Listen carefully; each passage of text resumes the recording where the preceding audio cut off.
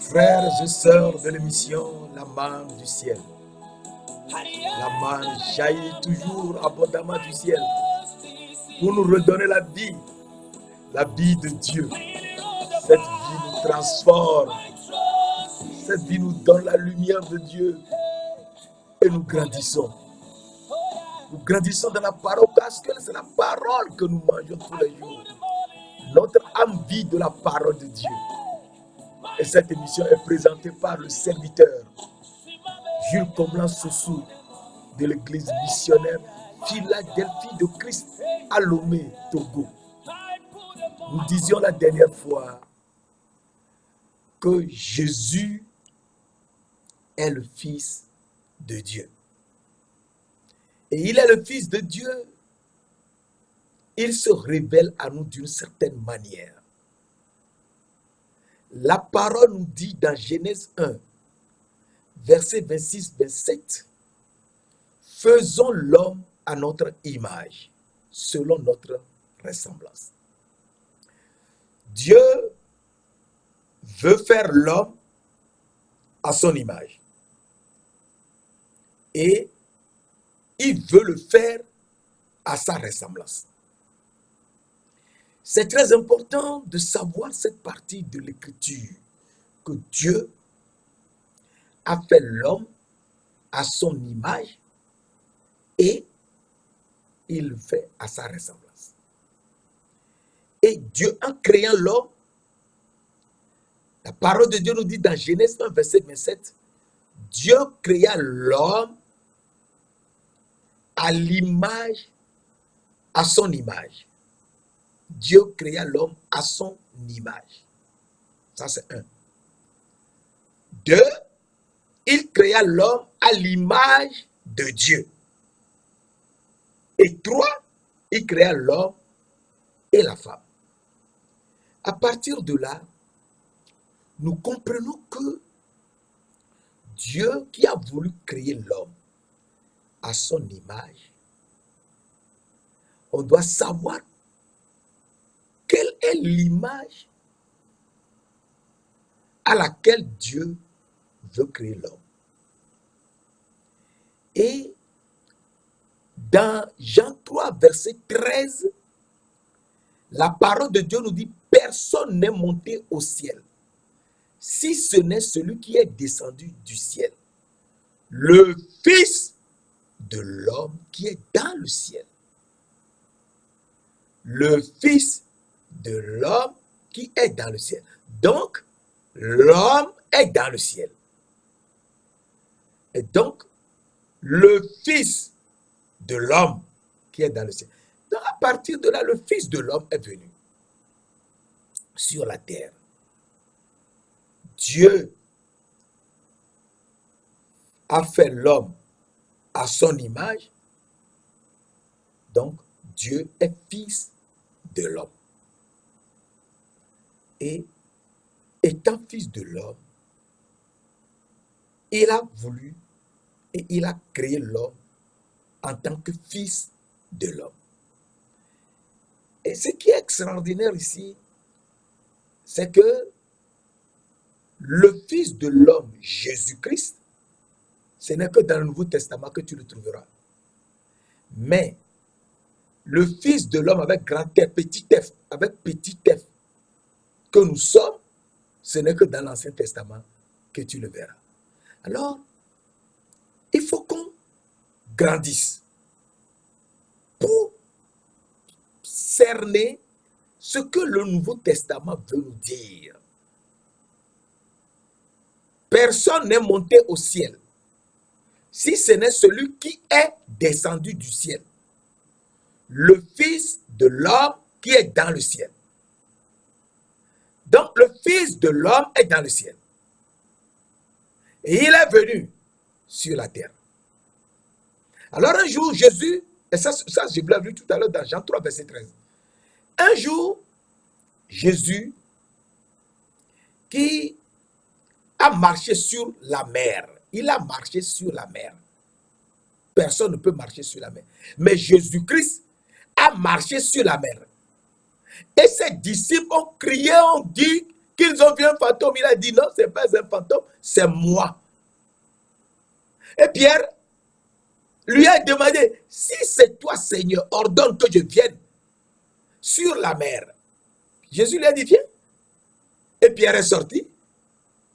Et il a commencé à marcher sur la mer. Je vous l'ai montré dans Jean 14, verset 25 à 33.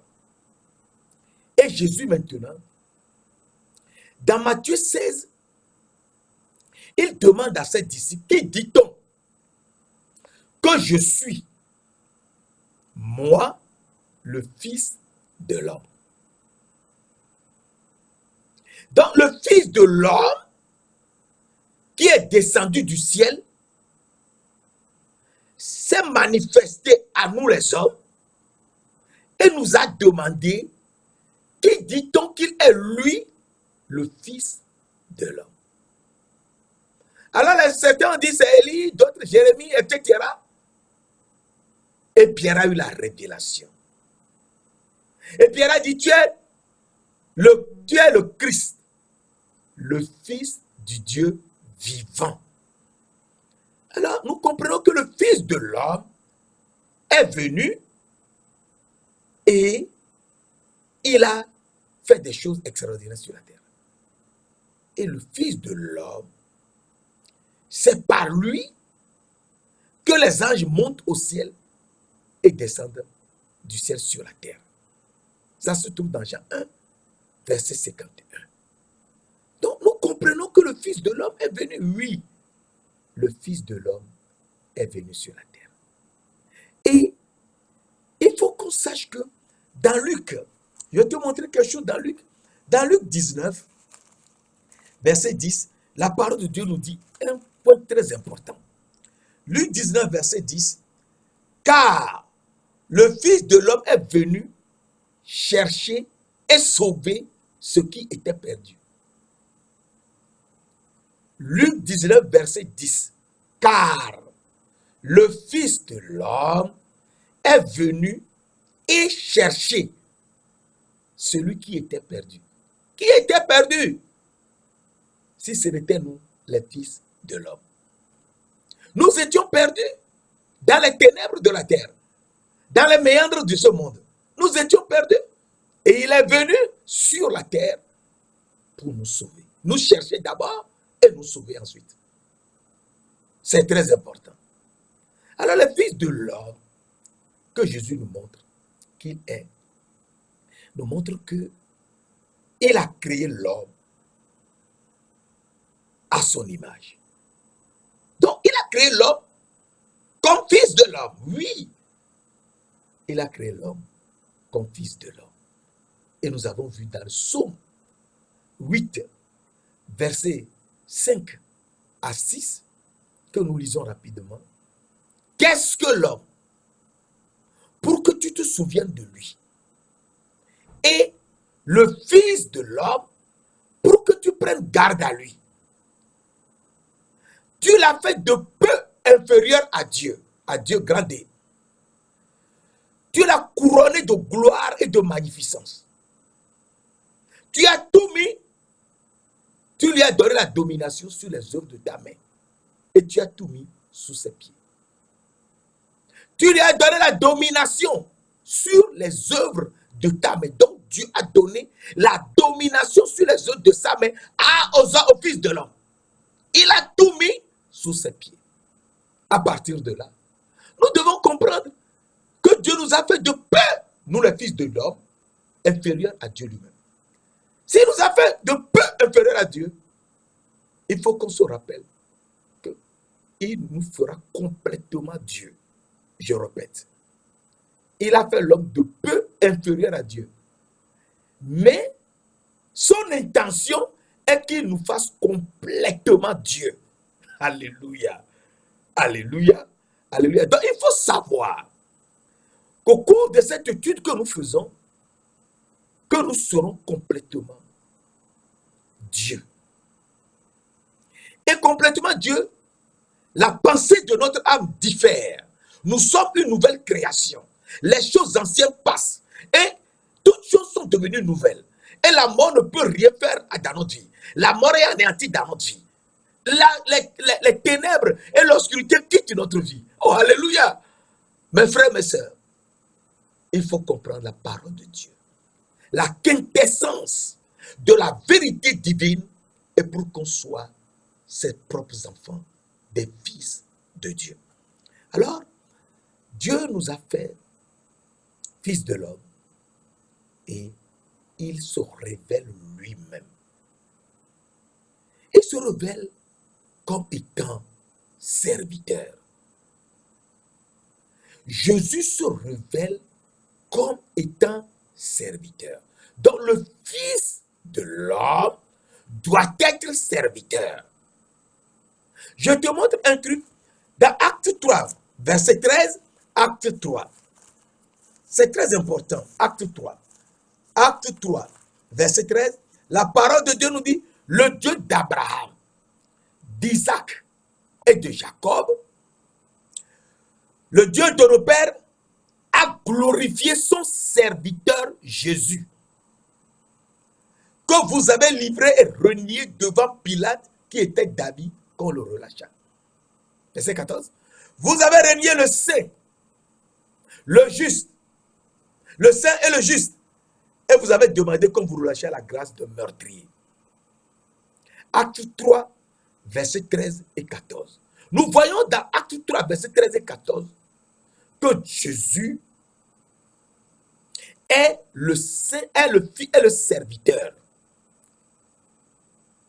Le Dieu d'Abraham, le Dieu d'Isaac et le Dieu de Jacob, le Dieu de nos pères, a glorifié son serviteur Jésus, que vous avez renié devant Pilate qui était David qu'on le relâcha.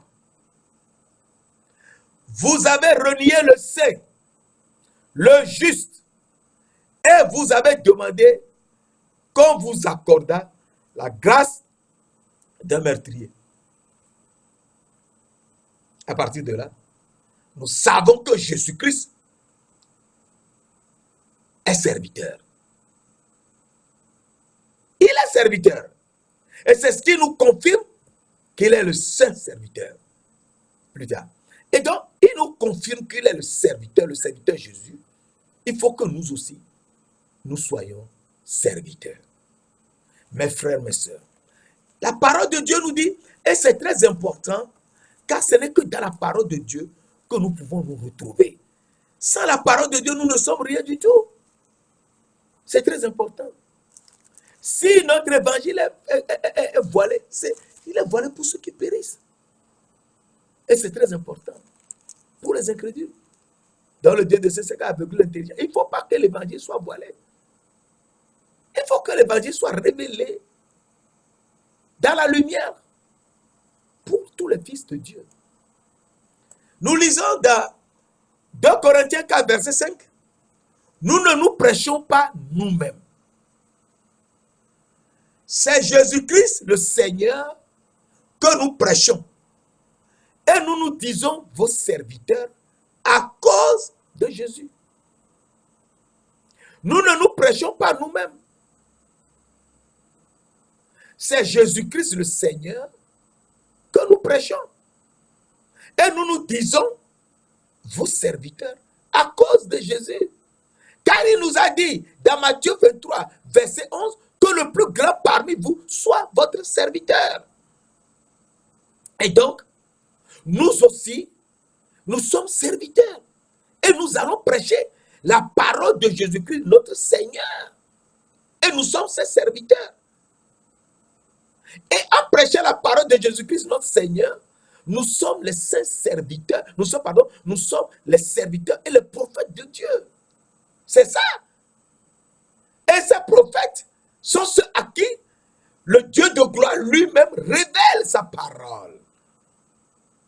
Nous lisons dans Matthieu 11, verset 27, que j'avais lu la dernière fois rapidement, que toutes choses m'ont été données par mon Père.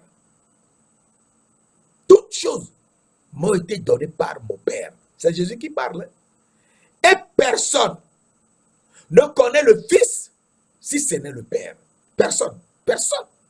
ne connaît le Fils si ce n'est le Père. Personne non plus ne connaît le Père si ce n'est le Fils et celui à qui le Fils veut le révéler.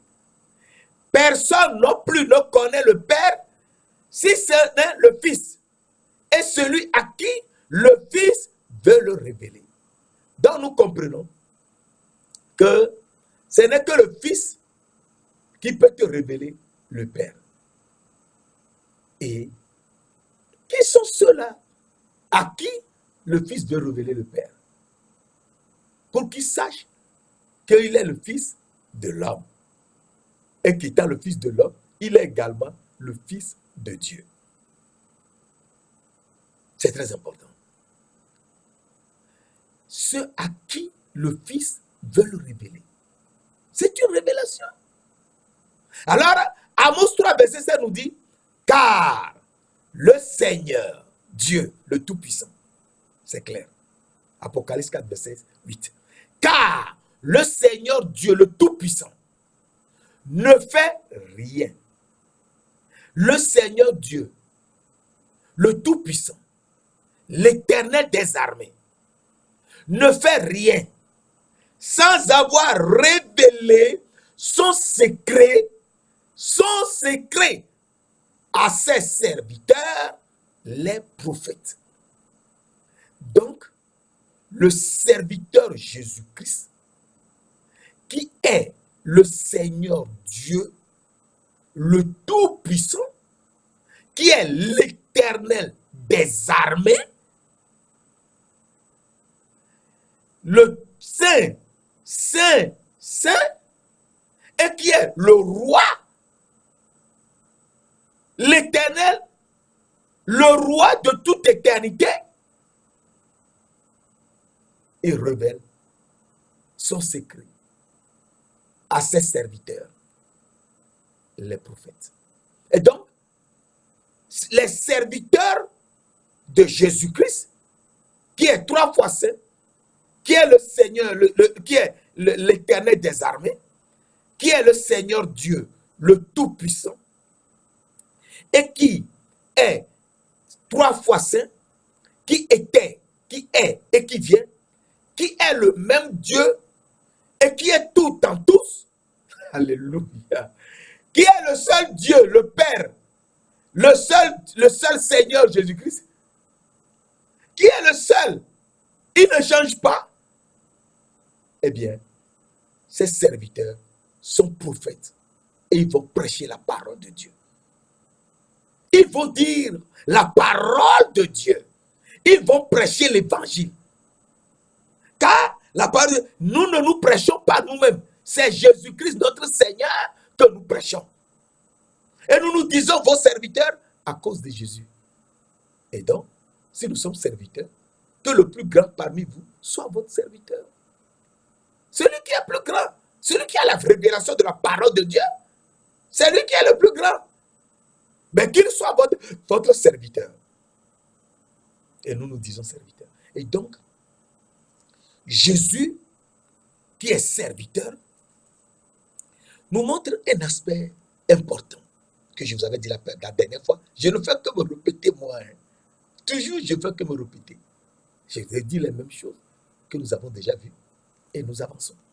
Dans Acte 4, et c'est très important, dans Acte 4, verset 27, la parole de Dieu nous dit, en effet, contre ton saint serviteur Jésus, ce n'est plus le serviteur Jésus. Ici, on parle de saint serviteur Jésus. Acte 4, verset 27. En effet, contre son saint serviteur Jésus, Hérode et Ponce Pilate se sont ligués dans cette ville avec les nations et avec les peuples d'Israël pour faire ce que ta main et ton conseil avaient arrêté d'avance. Et maintenant, Seigneur, vois leurs menaces et donne à tes serviteurs que nous sommes d'annoncer ta parole avec une pleine assurance. En étendant ta main pour qu'il se fasse des guérisons, des miracles et des prodiges par le nom de ton saint serviteur Jésus. Donc Jésus est le saint serviteur. Il n'est pas seulement serviteur, il est saint serviteur. Et il faut donc que nous aussi, nous soyons des saints serviteurs. C'est très important. Il faut que nous soyons saints serviteurs. Nous sommes serviteurs, c'est bien. Mais il faut que nous soyons saints serviteurs. Et nous sommes serviteurs en prêchant la parole à tout le monde. En prêchant la parole, en montrant aux autres que nous les aimons comme nous-mêmes. Mais au-delà d'être des serviteurs, il faut qu'on soit également des saints serviteurs. Et comment être saint serviteur? C'est très important.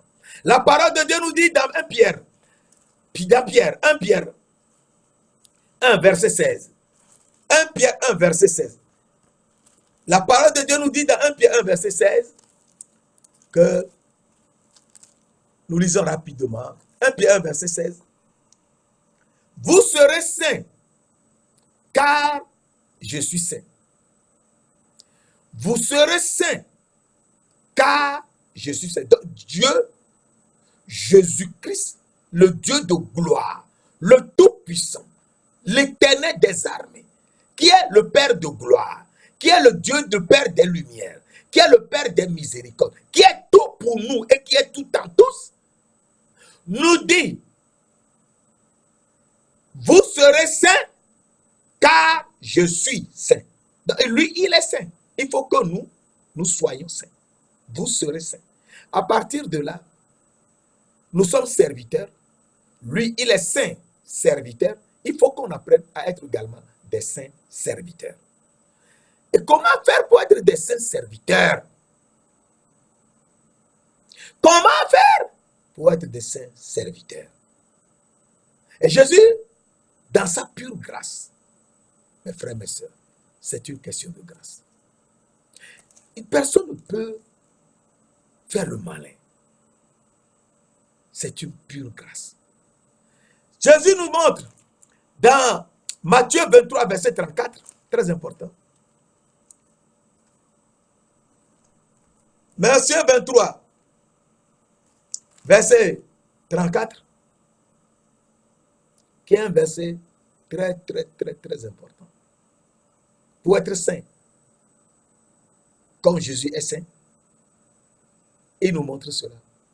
Dans Luc, pardon mes frères, mes sœurs, dans Luc 23, verset 34, Luc 23, verset 34, Jésus dit, sur la croix, les deux bras cloués à la croix, les pieds cloués à la croix, il dit, les deux mains clouées, parce qu'il a monté les deux mains clouées, après, avec les plaies de clous. Il a montré les deux pieds également avec les plaies de clous. Donc, les deux mains ont été clouées, les pieds aussi ont été cloués. Il nous dit, sur la croix, il était encore sur la croix. Jésus dit, Père, pardonne-leur, car ils ne savent pas ce qu'ils font. Et je vous avais dit, c'est la première parole que Jésus a prononcée sur la croix. Jésus a prononcé sur la croix cette parole que nous aurons le temps d'étudier par la suite. Les 7 paroles de Jésus-Christ sur la croix. Mais la première parole qu'il a dite sur la croix, c'est Père, pardonne-leur car ils ne savent pas ce qu'ils font. Père, pardonne-leur car ils ne savent pas ce qu'ils font. Et donc, nous ne savons pas ce que nous faisons en le clouant sur la croix. Les souverains sacrificateurs, les scribes et les pharisiens, qui l'ont arrêté parce qu'il a dit qu'il est le Fils de Dieu, et l'ont donné à Pilate en disant qu'il s'est fait roi, parce que César était roi, et que Jésus a dit qu'il est le roi, alors qu'ils l'ont arrêté en disant qu'il était le Fils de Dieu. Vous voyez la ruse des hommes? Mais ces ruses, tout cela, Dieu le savait à l'avant. Il est Dieu de gloire. Oh, alléluia. Les souverains sacrificateurs, les scribes, les pharisiens, tout le reste, l'ont donné à Pilate pour le juger et le crucifier, qu'il a dit, il est le roi. Mais oui, c'est lui le roi. C'est pourquoi Pilate a mis au-dessus de sa croix Jésus, roi, Jésus de Nazareth, roi des Juifs. Et donc, nous voyons que Jésus dit à la croix, Père, pardonne-leur, car ils ne savent pas ce qu'ils font. Donc, pardonner est très important. Alors, Jésus nous dit, dans Matthieu 6, au début de son ministère, il nous dit dans Matthieu 6, verset 12, qui est un verset très important, mes frères et mes sœurs. Matthieu 6, verset 12, la parole de Dieu nous dit, pardonne-nous nos offenses, comme nous pardonnons à ceux qui nous ont offensés. Et ça, c'était dans la prière que Jésus nous a laissé avant de partir au ciel. Le pardon des offenses. Pardonne-nous nos offenses, comme nous pardonnons à ceux qui nous ont offensés. Et cette partie de l'Écriture nous montre qu'il faut toujours pardonner. Il faut pardonner. Car Dieu nous dit, si vous pardonnez aux hommes leurs offenses, votre Père Céleste aussi vous pardonnera. Mais si vous ne pardonnez pas aux hommes leurs offenses, votre Père ne vous pardonnera pas non plus. Donc, nous voulons être pardonnés, nous voulons être ceci, cela, et il faut qu'on pardonne. Et Dieu de gloire nous demande de pardonner aux hommes leurs offenses. Et Dieu, notre Père Céleste, nous pardonnera aussi. Il faut qu'on pardonne. Alors, il nous montre dans Éphésiens 4, c'est très important. Éphésiens 4, verset 32, c'est très important. Éphésiens 4, verset 32, soyez bons les uns envers les autres, compatissants, vous pardonnant réciproquement comme Dieu vous a pardonné en Christ.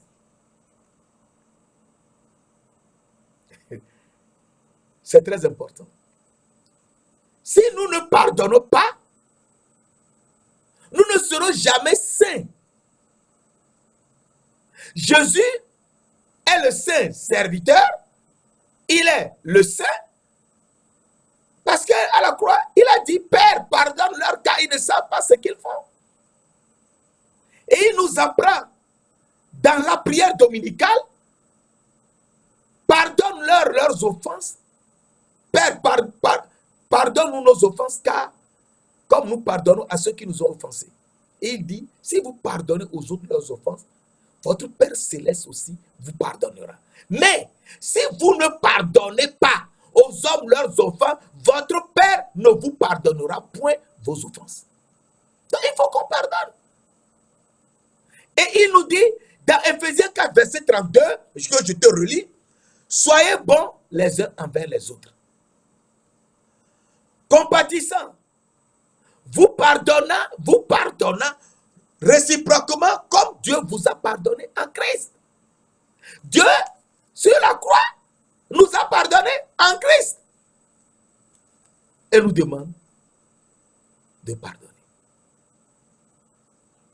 Et c'est très important. C'est pas de pardonner. Et d'être bon les uns envers les autres. Compatissants. Et il nous dit dans Colossiens 3, et c'est dans Colossiens que ça se trouve. Dans Colossiens 3, c'est très important. Colossiens 3, verset 13. Colossiens 3, verset 13. Supportez-vous les uns les autres. Supportez-vous les uns les autres. Et si l'un a sujet de se plaindre de l'autre, pardonnez-vous réciproquement. Supportez-vous les uns les autres, soyez bons les uns envers les autres. Et si l'un de vous a sujet de se plaindre de l'autre, pardonnez-vous réciproquement. De même que Christ vous a pardonné, vous aussi pardonnez. De même que Christ vous a pardonné sur la croix, les deux mains clouées, les pieds cloués, pardonnez-vous aussi. Et je te répète, Colossiens 3, verset 13. Supportez-vous les uns les autres. Et si l'un a sujet de se plaindre de l'autre, pardonnez-vous réciproquement. De même que Christ vous a pardonné, pardonnez-vous aussi. Et donc, c'est en pardonnant que nous serons saints et des saints serviteurs. À partir de là, nous comprenons que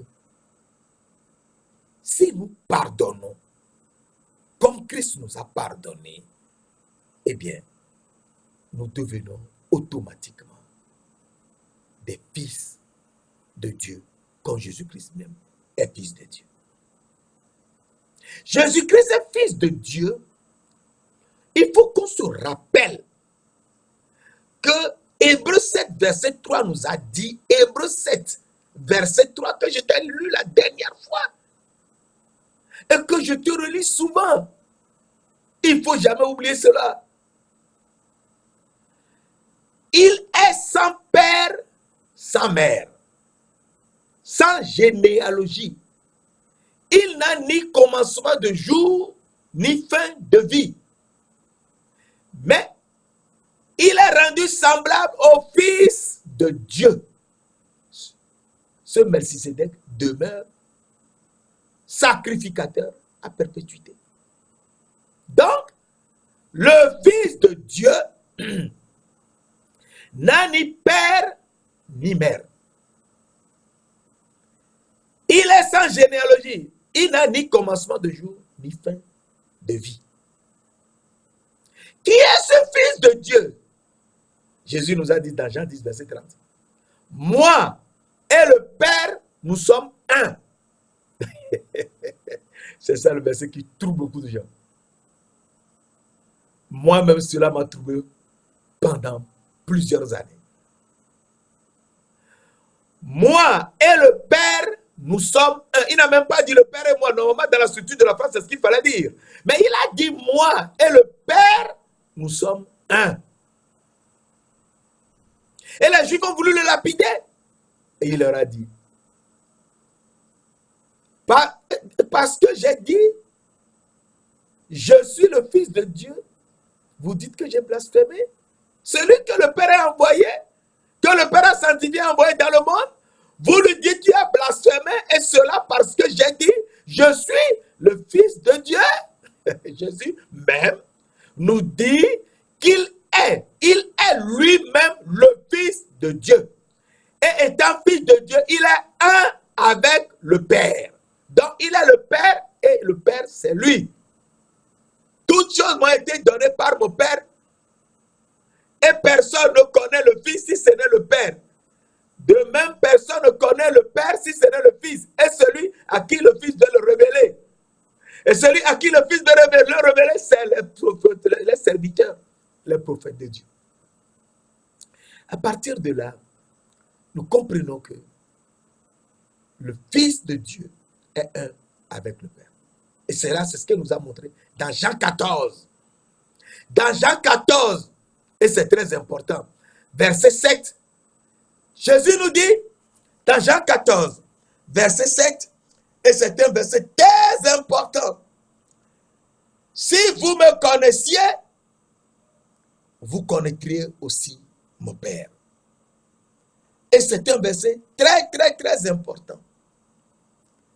Si vous me connaissiez, vous connaîtriez aussi mon Père. Et dès maintenant, vous le connaissez. Et vous l'avez vu. Si vous me connaissiez, vous connaîtriez aussi mon Père. Et dès maintenant, vous le connaissez et vous l'avez vu. Alors, Philippe demande, Seigneur, montre-nous le Père et cela nous suffit. Philippe, Jésus parle à ses disciples ici. Philippe dit, montre-nous le Père et cela nous suffit. Jésus lui dit, il y a si longtemps que je suis avec vous, Philippe, et tu ne m'as pas connu. Celui qui m'a vu a vu le Père. Comment dis-tu, montre-nous le Père? Donc Jésus est un avec le Père. C'est Jésus qui est le Père. Et le Père, c'est Jésus. Alors, en disant, si vous me connaissiez, vous connaîtriez le Père, j'aimerais te montrer un verset très important pour que tu sois réveillé. Cela se trouve dans Jean 8, verset 18. Jean 8, verset 19. Les Juifs lui dirent, les Juifs lui dirent, où est ton Père? Les Juifs lui dirent, où est ton Père?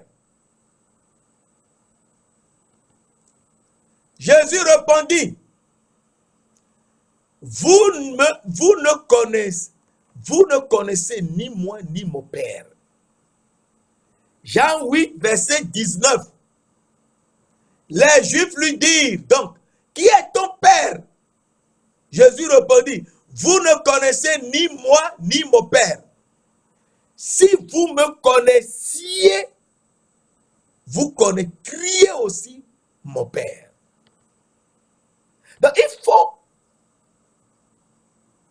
le connaître avant la fondation du monde,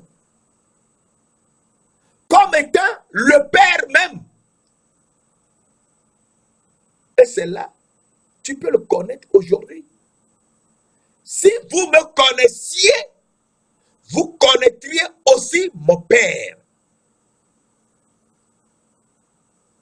Alors les Juifs n'ont rien compris. Mais les Juifs n'ont pas compris ce que Jésus leur dit. Vous ne connaissez ni moi, ni mon Père. Si vous me connaissiez, vous connaîtriez aussi mon Père. Donc il fallait le connaître depuis avant la fondation du monde. Avant qu'il ne crée les trois cieux et la terre, et venir sur la terre. C'est très important. Donc Jésus nous montre que si on le connaissait, on connaîtrait aussi son Père. Et à partir de là, il est fils de Dieu, le fils du Dieu vivant. Il nous montre quelque chose que nous allons partager ce matin et comprendre ce que Dieu de gloire, le Tout-Puissant, nous montre afin que nous soyons élevés. Dans Romains, nous voyons ça dans Romains. Dans Romains 9, Romains 9, verset 24. Romains 9, verset 24 à 26. La parole de Dieu nous dit, ainsi nous a-t-il appelés non seulement d'entre les Juifs, mais encore d'entre les païens. Et selon qu'il le dit dans Osée, j'appellerai mon peuple celui qui n'était pas mon peuple. Et bien-aimée, celle qui n'était pas la bien-aimée. Verset 26. Et là où on leur disait, vous n'êtes pas mon peuple, ils seront appelés fils du Dieu vivant. Et là où on les appelait, et là où on leur disait, vous n'êtes pas mon peuple, vous n'êtes pas le peuple de Dieu, vous n'êtes pas le peuple d'Abraham, ils seront appelés fils du Dieu vivant. Et je vous avais dit que ici, Dieu parle des païens. Verset 24, Romains 9, verset 24. Ainsi nous a-t-il appelés non seulement d'entre les Juifs, mais encore d'entre les païens. Et là où selon qu'il est dit dans Osée, j'appellerai mon peuple celui qui n'était pas mon peuple. Et bien-aimé, celle qui n'était pas la bien-aimée. On a tout fait pour montrer que les 6 fils que Ketura l'Éthiopienne a fait à Abraham n'étaient pas fils d'Abraham. Tout, on a tout fait pour cacher les 6 fils d'Abraham. Je te relis ça. Mais mes frères, mes sœurs, la parole de Dieu est tellement importante qu'il faudrait qu'on la suive pour être dans la lumière. Abraham prit Genèse 25, verset 1 à 6. Genèse 25. Et nous y reviendrons, je le dis, je le redis. Genèse 25, verset 1 à 6. Abraham prit encore une femme nommée Ketura. Elle lui enfanta Zimran, Jokshan, Médan, Madian. Ça fait 4. Jishbak et Chouach, ça fait 6 enfants, 6 garçons. Verset 5. Abraham donna tous ses biens à Isaac. Il fit des dons au fils de ses concubines, et tandis qu'il vivait encore, il les envoie loin de son fils Isaac, du côté de l'Orient, dans le pays d'Orient. Et dans le pays d'Orient, c'est là où Agar et son fils Ismaël étaient partis. Dans le pays d'Orient. Et Abraham avait toujours des contacts avec Ismaël. Sûrement qu'il se voyait après. Et à la mort d'Abraham, Ismaël a quitté le pays d'Orient et il est venu. Je te lis Genèse 25, verset 9. Isaac et Ismaël, ses fils, enterrèrent Abraham dans la caverne de Macpéla. Isaac et Ismaël, ses fils, enterrèrent Abraham dans la caverne de Macpéla. C'est ça la parole de Dieu.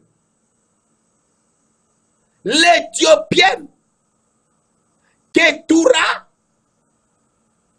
qui a donné à Abraham 6 garçons.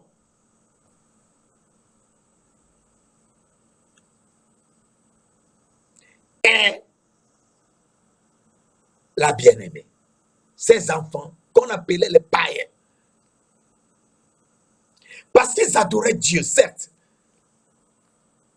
Mais ils voyaient beaucoup plus dans les astres.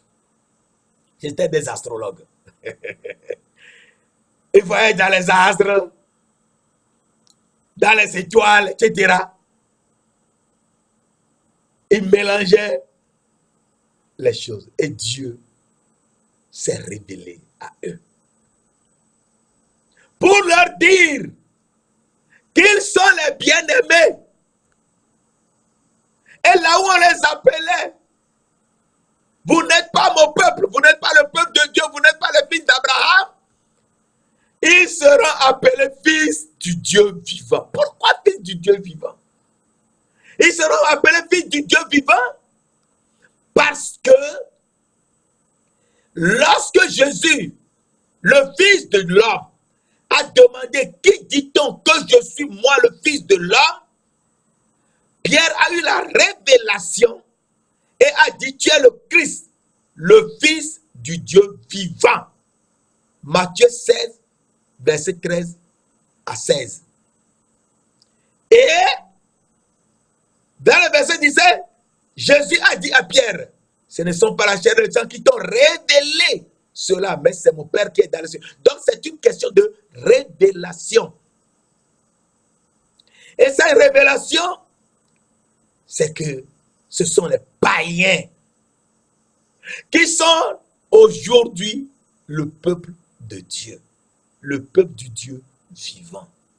Et là où on les appelait, vous n'êtes pas mon peuple, ils seront appelés fils du Dieu vivant. Donc, ils seront appelés fils du Dieu vivant, comme Jésus est le fils du Dieu vivant, avec grand F. Et ils sont appelés fils du Dieu vivant avec petit f. Et donc, Dieu nous fera quelque chose pour que le petit f soit changé en grand F. Alléluia. Nous le verrons un peu plus loin. Et là, nous saurons qui nous sommes. Et il est le Fils du Dieu vivant. Nous sommes donc les fils du Dieu vivant, nous les descendants des païens, qui ont reçu la circoncision. Parce que ce n'est pas tout le monde qui reçoit la circoncision. Mais toi, qui as la circoncision, il faut que tu saches que tu es le Fils du Dieu vivant. Et donc, à partir de là, ce ne sont que les païens qui sont appelés. Alors, la parole de Dieu nous dit, et nous allons à la fin, dans Galates, Dieu nous le montre dans Galates. Dans Galates 2, verset 2, ce fut après, c'est Paul qui écrit, Galates 2, verset 2. Ce fut d'après une révélation que je montais à Jérusalem. J'ai exposé l'évangile que je prêche parmi les païens,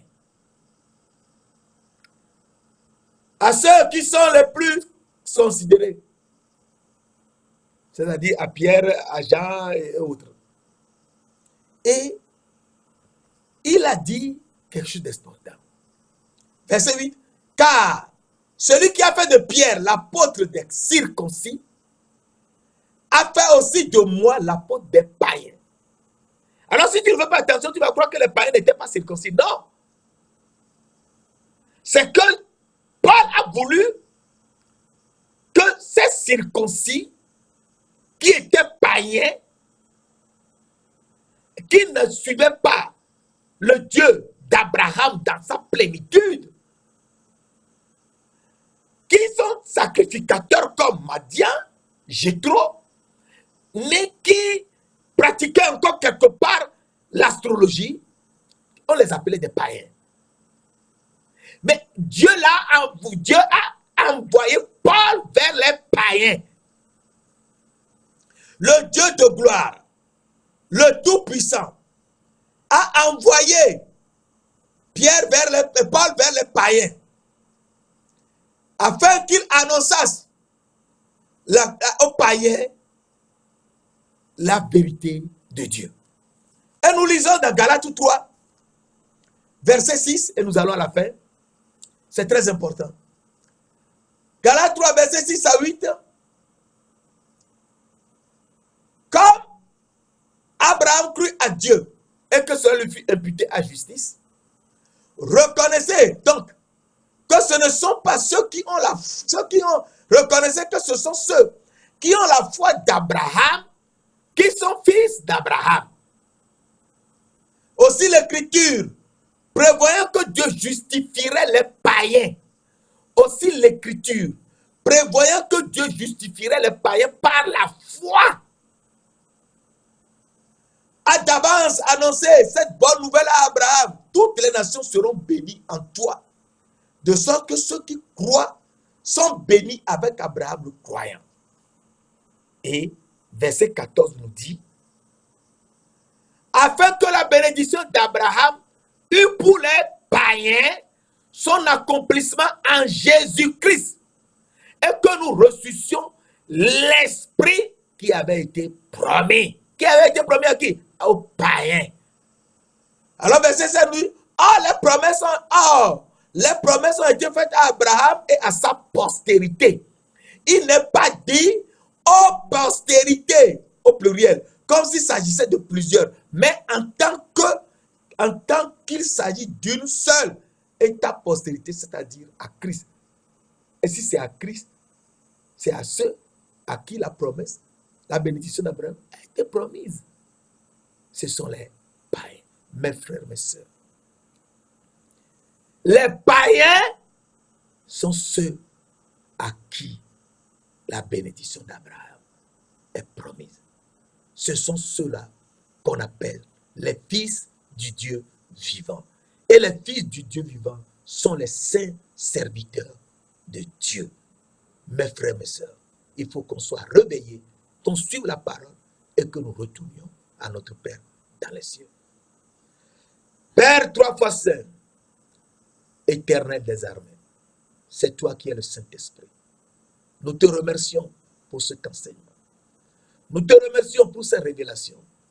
Conduis-nous, montre-nous la réalité, afin que nous les païens, nous sachions que nous avons la foi et que nous sommes aujourd'hui les fils du Dieu vivant. Comme toi-même, tu l'as révélé à Pierre qui a dit, tu es le fils du Dieu vivant. Merci de nous l'avoir fait au nom précieux de notre Seigneur Jésus-Christ. Amen.